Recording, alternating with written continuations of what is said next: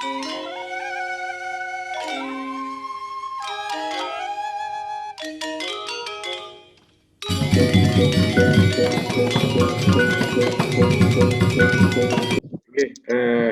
rupanya memang karena kita lama sekali tidak Zoom meeting, ini kesempatannya luar biasa hari ini.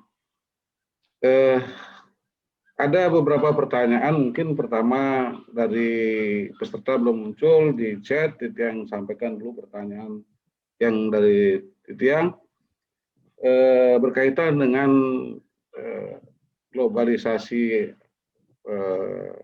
di wilayah Hindu. Beberapa pertanyaan yang mungkin masih mengganjal di pertanyaan Titiang, bagaimana pandangan itu terhadap upacara-upacara yang saat ini apakah mungkin bisa dilakukan secara virtual, misalnya seperti perkawinan karena yang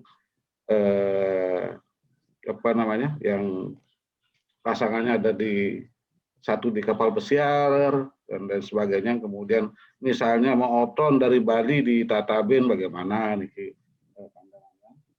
Kemudian yang kedua, bagaimana pandangan itu terhadap perayaan upacara-upacara yang mungkin lebih dikenal di tempat lain seperti Valentine misalnya. Nike barangkali dua pertanyaan itu. Sapunike. Tentang upacara virtual ya, lagi ngetren ini. Karena kita sudah dikuasai oleh Mbah Google, mau cepat saji aja. Nah, kalau dulu kan, ketika kita berupacara di Bali, mohon maafku, upacara di Bali, beragama Hindu model Dresta Bali, ada proses materialisasi ide-ide ketuhananku. Itu dulu ya. Kemudian materialisasi dari sebuah spirit. Ide menyangkut mental, spirit menyangkut ya dunia spirit. Ya. Jadi apa yang spirit, apa yang mental, apa yang abstrak dikonkretkan. Sehingga antara konsep yang ada di ide, spirit yang ada memang ada di roh itu harus tidak hanya berhenti di konsep, harus menjadi konseptual gitu. Bahasa saya, antara dunia nomena yang tidak tampak dengan dunia fenomena harus nyambung. Ya, atau bahasanya antara metafisik dan fisik harus nyambung. Inilah konseptual. Ini keilmuan ini kok. Nah, maka mulailah dia mengalami batas. Proses ini di dalam agama Hindu ini jelas ini framework daripada Siwa Siddhanta yang berkolaborasi dengan tantrik.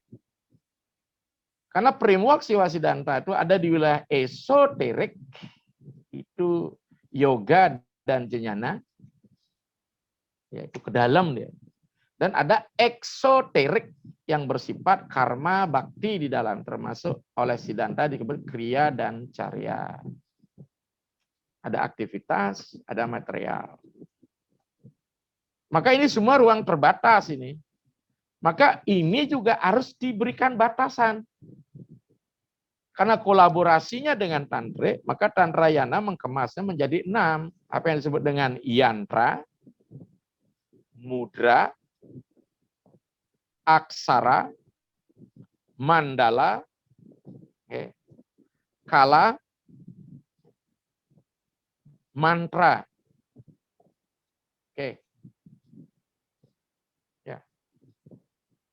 Di situ ada yantra, ada simbol.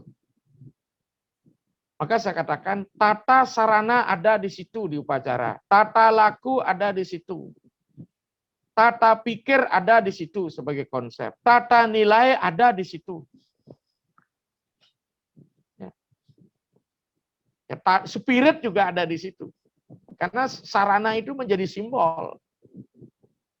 Tentu simbol ini akan menjadi simbol sesuai dengan siapa yang menggunakan. Maka kalau ingin tahu simbol, tanyalah pada pengguna simbol.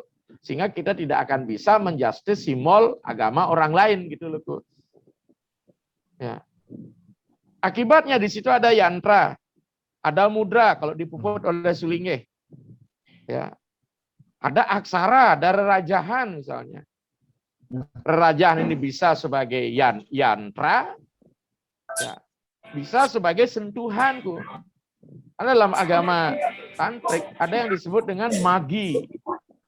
Maka kita sering menjadi disebut agama paganisme karena di situ ada totem, ada kepercayaan pada binatang, magi ada, animisme ada, dinamisme ada. Karena agama Hindu itu sangat-sangat luasnya begitu. Maka ada pepatah, ada kita mengatakan apapun yang ada di agama lain pasti ada dalam Hindu. Tapi apa yang tidak ada di Hindu tidak akan ada di kitab lain.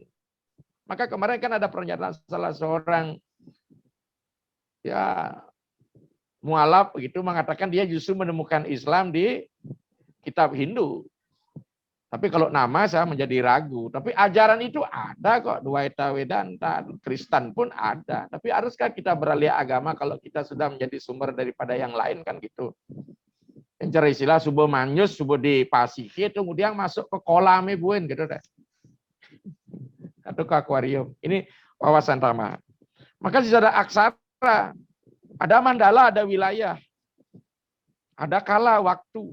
Ada mantra. Oke lah, kalau memang sudah kita bicara menembus ruang dan waktu, mesti tidak perlu lagi pakai Banten gitu loh. Maka dengan demikian perlu batas. Maka batasnya mandala. Apakah mandala yang diupacarai dengan upacara di mana digelar itu berada pada posisi satu tempat? Tentu tidak. Yang satu mandalanya di Amerika, yang satu mandalanya di Amerika. Kengkenan nyambungku. Mandala itu wilayah loh. Ya. Bagaimana dengan Ngresik misalnya? Ketisen biar kalau di rumah ngala dijaleh tuh. Sentuhannya nggak ada. Ya nggak? Ya, natapnya oke lah bisa jarak jauh, tapi ngetis yang tirta bisa nggak? Sulingnya masang Sirowisto bisa nggak pasang? Kayaknya digamari pasang Sirowisto. Itu magi sentuhan itu. Pertanyaan lagi dalam perkawin misalnya, ada mesop-sopan itu ritual bagaimana menguji kesetiaan. Kengkena ngesopang lewat itu, nyak nah sini kamu masuk. Mau pico tirta bagaimana? Aduh ini sudah lah. Ya, ujung-ujung kita bicara masalah globalis. Agama universal, ada hal-hal yang memang tidak bisa diuniversalkan. Artinya apa? Ketingkat kesakralannya, walaupun kita ketahui bersama, kalau kita jujur saja tentang alam semesta semua suci kok. Betul nggak, Gu? Karena Tuhan meresapi semua ciptaannya, kan suci tuh. Dan alam ini ada di dalam Tuhan apalagi. Jadi semua ini kawasan suci. Tapi ketika berkolaborasi dengan sapat maya sira tattwa, disebut prakerti tattwa, maka akan merosotlah kesucian itu. Maka ada istilah, ada wilayah suci murni, human, supreme being, ada wilayah yang disucikan. Jadi sucinya melalui disucikan. Saya ini bukan orang suci, orang yang disucikan. Ya. Artinya saya dulunya tidak suci. Maka bahasa Ida Ratu Sulingnya sane suci yang titiang, berarti kita kan tidak suci. Nah, karena disucikan. Sane suci yang titiang, karena artinya disucikan. Para pendeta yang disucikan. Yang saya sucikan. Yang nyuci yang keramane, nengetang, bantene, kan gitu nak ya. Ya. Jadi dengan demikian di sinilah dia. Ya. Oke.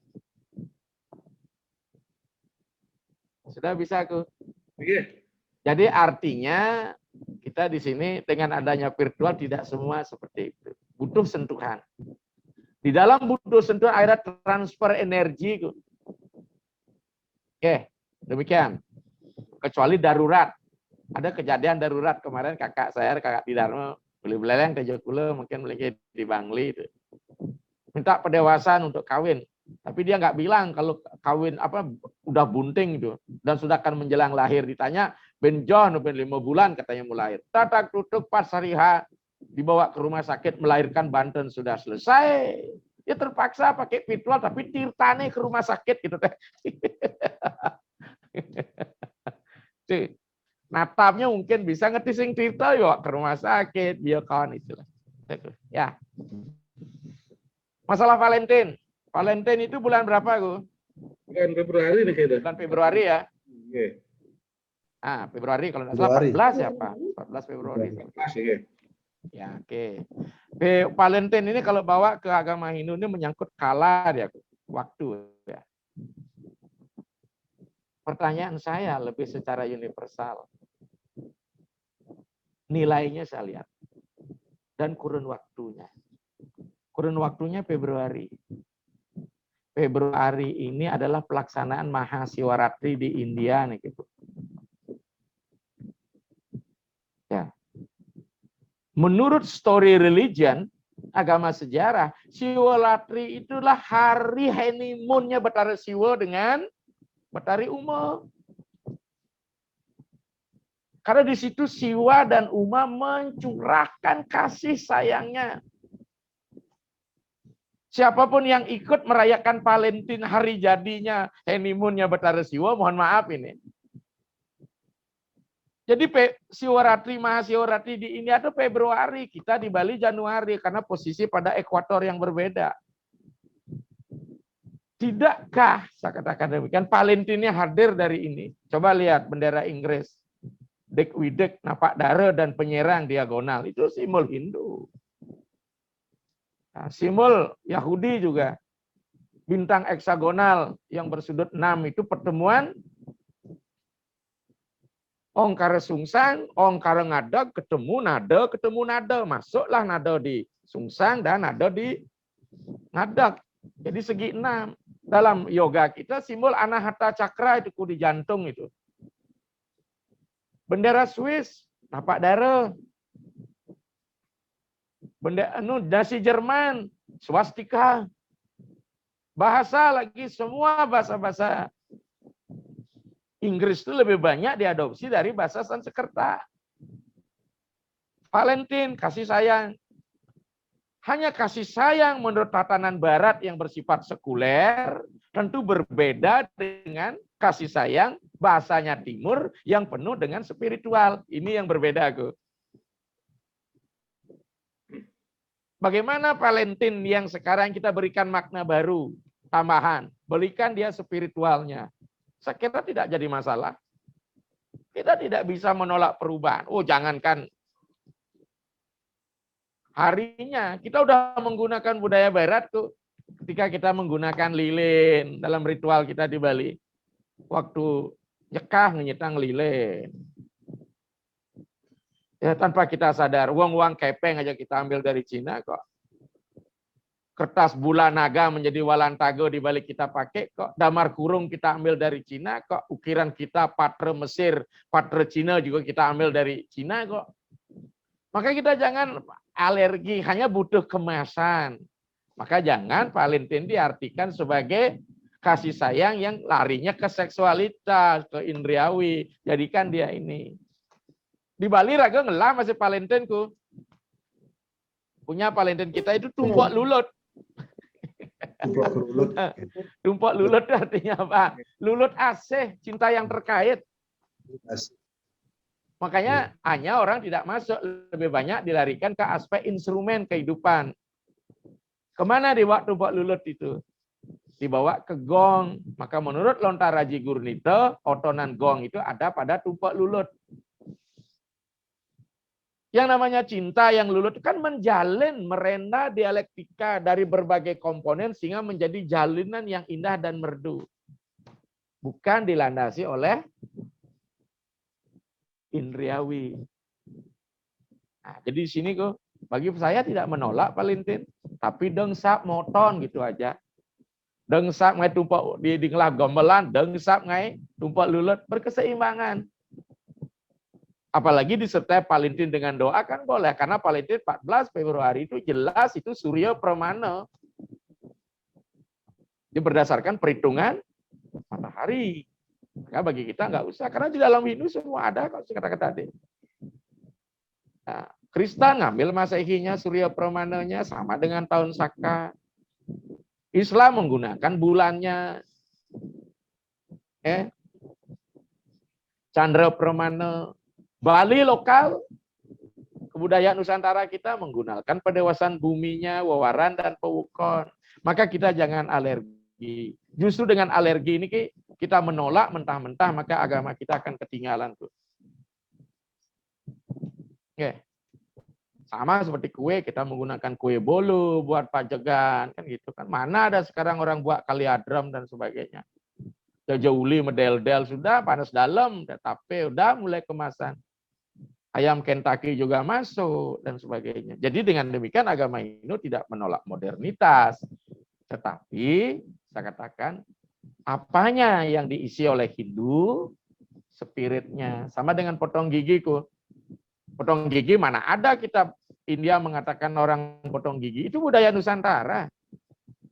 Budaya Nusantara inilah kemudian diisi filosofinya melalui ajaran moralitas Sadripu.